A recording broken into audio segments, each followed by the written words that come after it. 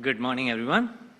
It's always a pleasure to be such a good announcements, and it is a pleasure to be here at Workhouse in North York with Minister Monte McNaughton, Kathryn and Wes from the Ontario Workforce Recovery Advisory Committee, and thank you, Adrian, for hosting us today. At a perfect venue, considering Workhouse is an innovative space leading the future of work. And just look around. Like you, our government is laser focused on staying ahead of the curve. That is why I'm excited to be here with the Minister and members of our committee as we release their Future of Work report and hear more about their recommendations. And to the members of the committee, you were given the important but challenging task of recommending ways to modernize and adapt to the challenging and the changing landscape of where and how we work. Changes that have accelerated by the pandemic, but have also created new opportunities to build back a better Ontario. That is why I'm excited to be here, because the recommendations in this report are going to help us our path forward and create a better future for workers and their families, and a future with more opportunities for growth and prosperity, and one where Ontario is the best place to work, live, raise a family, and thrive. Thank you. Thank you to the members of the committee and all the stakeholders for your valuable inputs. So without further ado, I would like to invite my good friend, a wonderful family man, an amazing father, and our Minister of Labour, Training and Skill Development, Minister Monte McNaughton, to make the announcement. Thank you so much. Well, thank you very much, Deepak. Good morning, everyone. It's great to see everyone this morning. It is really a pleasure to be here. We're really excited about this announcement today and the release of this report. And I'm really happy to be joined by some of the committee members who've done excellent work looking at the future of work. Here today with Kathryn Marshall and Vasiliki Bednar, two outstanding committee members. The future of work is already here. And under the leadership of Premier Doug Ford, we are adapting quickly to chart a course that leaves no one behind. We're not going back to where we were before. Instead, we are making changes that put Ontario workers and their families for generations to come. This summer, I appointed an expert committee to examine the changing landscape of work and provide recommendations that position Ontario as the best place in North America to recruit, retain, and attract workers. And boy, did they ever deliver. From June to September, the committee met with over 150 workers, union leaders, advocacy groups, and employers. They also reviewed and analyzed an additional 550 written submissions. And they surveyed over 2,000 people from all across Ontario. Thank you to Committee Chair Rohit Medora for leading such a thoughtful and thorough process, along with Kathryn and Vas, who are here with me today, Mark Quayle, Sean Spear, Mark Beckles, and Susan MacArthur. You completed your mission and did so much more. We are already moving forward on several key recommendations, such as the right to disconnect from work at the end of a workday, banning non-compete agreements that hold back workers from advancing their careers and earning bigger paychecks, and breaking down Canadian work experience barriers that prevent foreign-trained immigrants from continuing their professions here in Ontario. We also responded to the #1 ask we heard from gig workers, which is to allow delivery drivers to access washrooms along their route. All of these changes are the first of their kind in Canada, but all of them are also smart and long overdue. I believe the Canadian dream is alive and well. It's time we made it a reality for more people across Ontario. We've done a lot over the last few months, including unprecedented moves that many did not expect from our government. But those surprised should pay close attention because we're just getting started. We are reviewing every single recommendation in this report, and there is more to come, including more supports and protections for gig workers. I'm proud of the steps we're taking to make Ontario the best place to live, work, and raise a family, a place where the future works for all of you. Thank you, and I'd now like to welcome Vaz up to speak, and again to thank her and the entire committee for all the work that they did over the summer and up until this day. So Vaz, over to you. Thank you.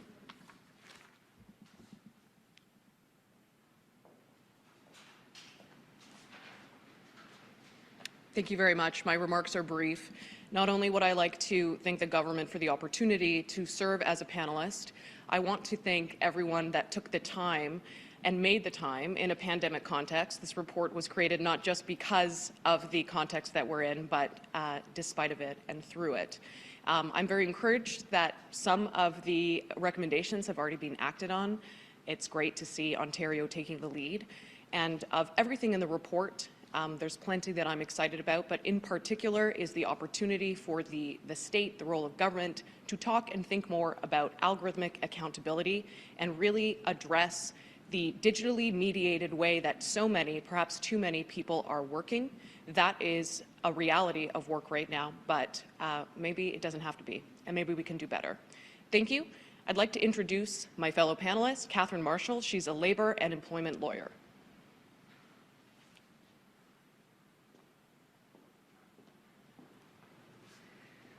So it's been super exciting to be on this committee and to have the report be released. That was a lot of work that went into that, and we heard from so many stakeholders, and it was a really exciting thing to be part of.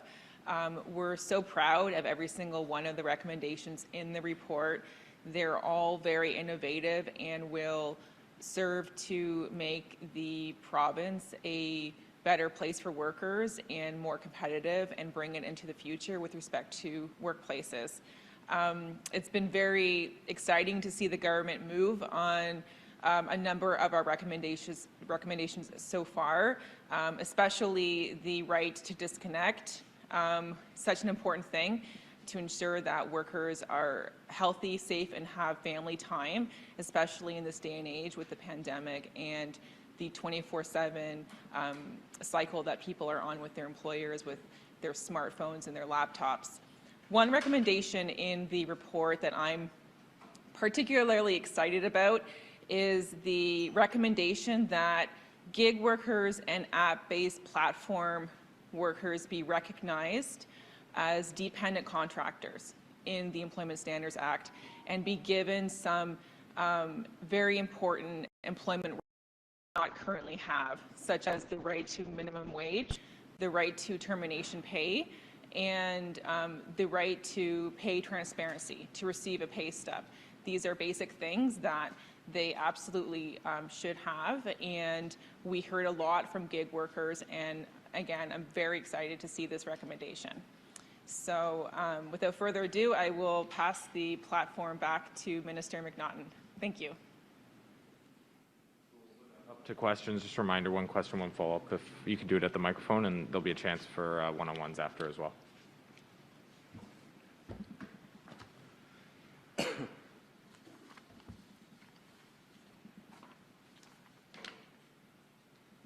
Minister. It's Sarah from the Toronto Star.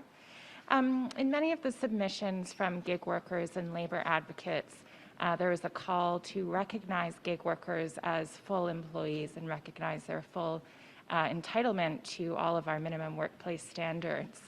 Do you feel that the recommendation to create a third category is out of step with those demands? No, look, we've heard from more than 700 people as we went through this process. I personally met with dozens of gig Workers United, other large labor unions who had different views. As we know, they're not always singing the same song. But I can tell you my aim and our government's mission is to ensure that more families are financially independent. We are not going back to where we were before this pandemic. And my message to those gig companies, those Ubers of the world, Skip the Dishes, DoorDash, and others, if you're not looking after your workers, then we're going to make you look after your workers. This is Ontario. I'm proud that we're taking a decisive action to move forward with the first of its kind type of labor reforms in the country. we've done a lot over the last 3 months, and there will be more to come.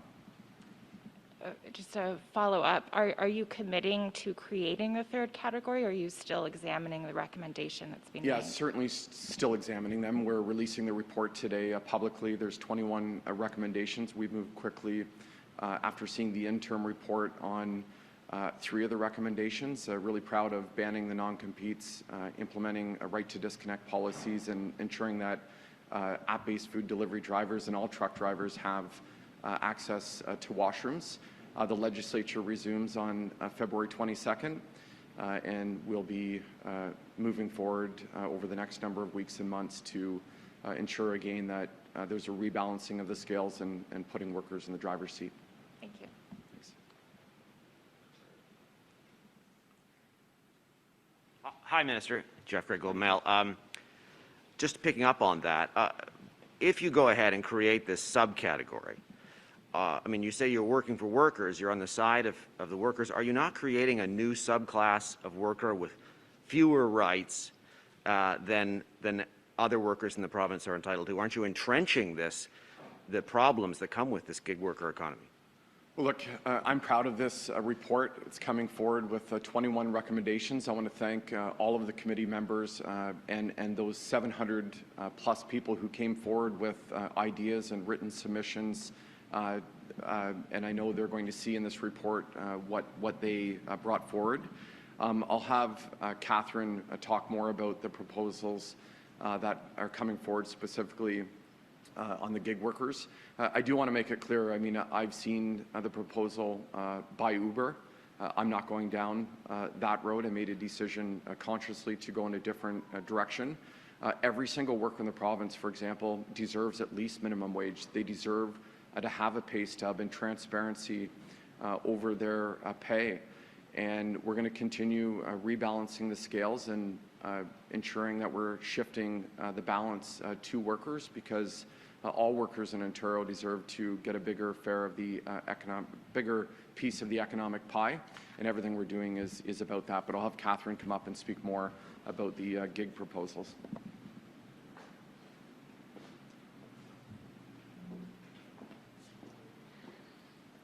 Hi. This is definitely a recommendation I feel so strongly about, because in my practice as an employment lawyer, I frequently have people come to me seeking advice because they've been terminated and they have been misclassified as independent contractors by their employers, and they have been offered absolutely nothing in terms of the termination pay. And when I look at the facts of the case, I realize this person isn't really an independent contractor. They're actually in a relationship of dependency with their employer. And the common law province has long recognized the category of a dependent contractor, someone who exists between an independent contractor and a full-fledged employee.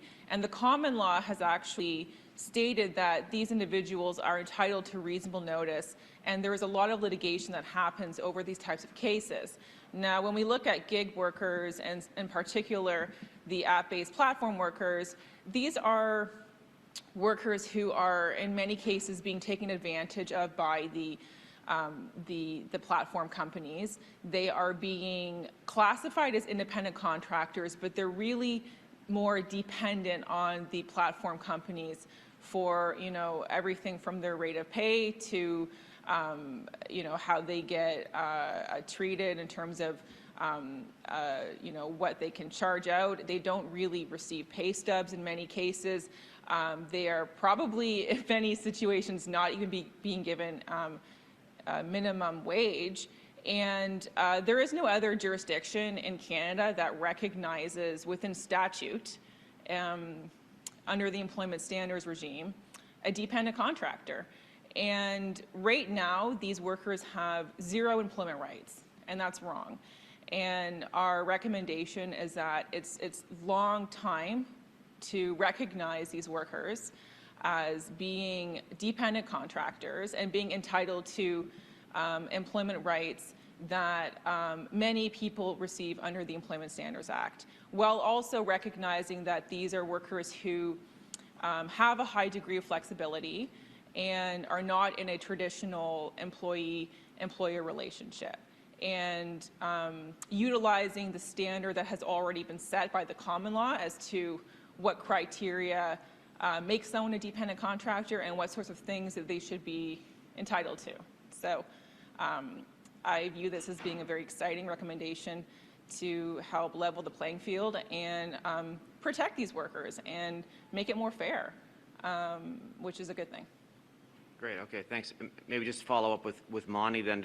We've got a menu of options in this report.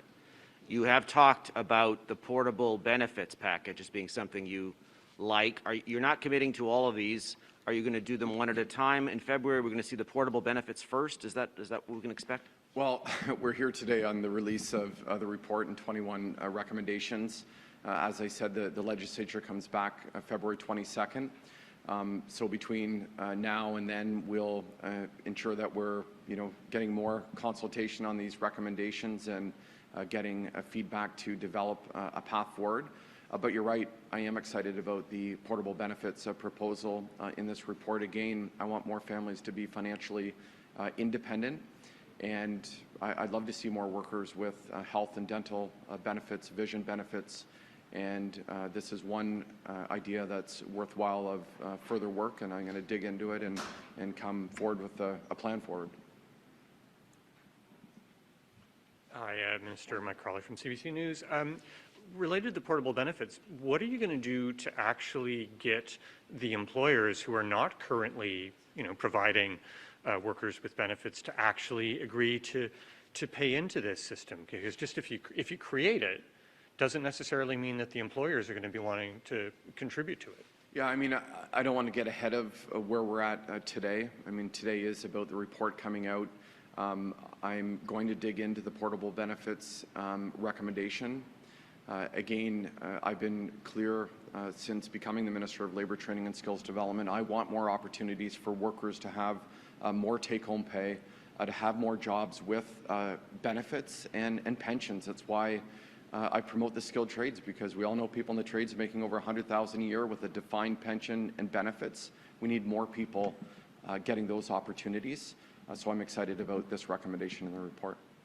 I want to ask you about rapid tests in the workplace, because I know that the Labour Ministry has some involvement with, figuring out what workplaces are in need of rapid tests. So is there any assurance that these rapid tests are actually going to the workplaces that actually need them? Well, I know the Minister of Health issued a release this morning on rapid tests.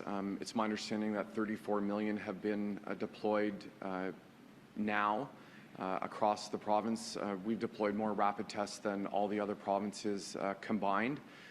You're right, we have taken the lead with rapid testing on construction sites, for example.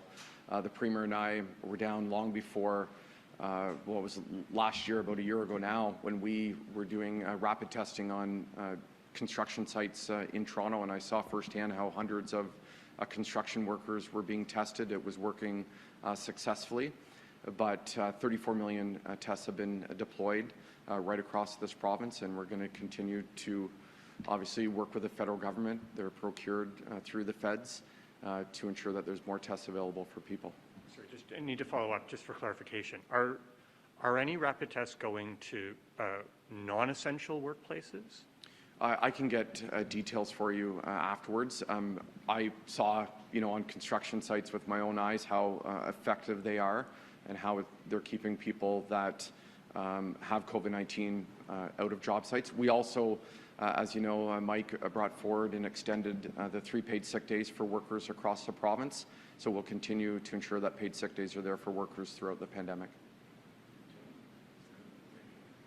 Good morning, Minister. This is from Matt Bingley, Global Television. There are many ambitious ideas in the Labour report. What are some of the unrealistic targets you're not planning to include, and why not? Well, I'm not going to dismiss any of the 21 recommendations. Today, again, we're making this report public. I'm proud to say that we're the first in Canada to take action. We're not going back to where we were before the pandemic hit the province. This is all about building back a better, a stronger Ontario, a more fair Ontario for everyone. and we've already moved on 3 of the initiatives, and there'll be more to come soon. And the gig economy has been around for quite some time now. Why are you focusing on it now? Well, the future of work is here. There's thousands of workers working in the gig economy, and we know going forward there's going to be thousands and thousands of more people working in the gig economy. My message to not just the gig employers, but all employers out there, you need to be looking after your workers, and if you're not going to be, then I'm going to step in and make sure that you're looking after your workers. Thank you. Hi, Minister. Jamie with City TV. I understand that you've got a lot of recommendations here. I'm just wondering, given the fact that you have a short runway for this, the election's less than 6 months away, why does this have to go through the House? Why can't you bring a lot of the changes in through just normal changing of the Labour Code? Well, as you saw, we just passed the Working for Workers Act with all party support. I'm proud that we've been able to receive all party support on some of our labour changes so far. And I know we've surprised many people out there, and they're going to be even more surprised when they see changes coming forward. But these are legislative fixes. As I said, the report's out today, it's public, and on February 22nd, the legislature will resume, and we'll have more to say between now and then. But, okay, back to that question, but the answer to that question is really, February 22nd doesn't give you a lot of time to pass all 3 readings of this. This just may get left on the table as the election timeline runs out. So why can't you change the definition of a worker right now in your own legislation? Why does it have to go through the House? Well, again, these recommendations are just becoming public today. Many of them, if not all of them, are legislative changes. And, you know, we're going to look at all of them and be very clear on what we're going to do going forward to improve the lives of workers in the province. Everything we're doing is about ensuring higher paychecks and more take-home pay for workers, more workplace protections, and more opportunities for better jobs. That's why I'm so excited about the idea of portable benefits. I think that's going to really change lives for workers in this province, and looking forward to digging into that recommendation as well as the others. Cheers. Thank you. Thank you, Minister. Great. I think we're good. Thank you, everyone. Thank you.